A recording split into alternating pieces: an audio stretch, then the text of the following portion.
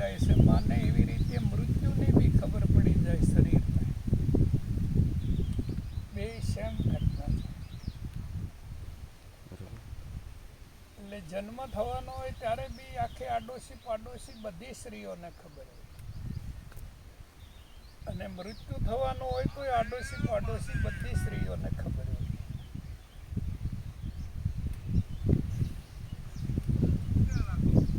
એટલે એનો બી વાર્તાલાપ ચાલતો જ હોય છે માતા પિતા વચ્ચે.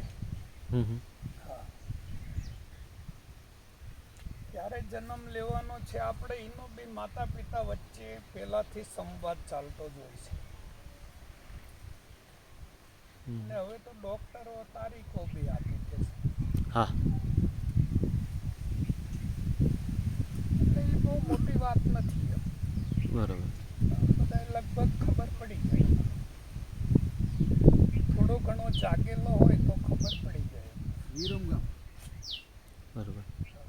કડી પા તો જે જાગેલો પુરુષ જે છે એના મેં વ્યાખ્યાઓ ઘણા પાસેથી સાંભળેલી છે. તો એ એવું કહે છે કે જાગેલો પુરુષ જે છે એ પોતે સતત પોતાની સુરતામાં રહે છે, આંખના બહુ પલકારા નથી મારતો, કે એક સ્થિતિમાં સાધીને બેસે છે, કે નીંદરમાં પણ જે છે એ પોતે જે છે એ પડખું ફરે છે તો એને ખબર પડે છે કે ભાઈ મેં પડખું ફરેલું છે.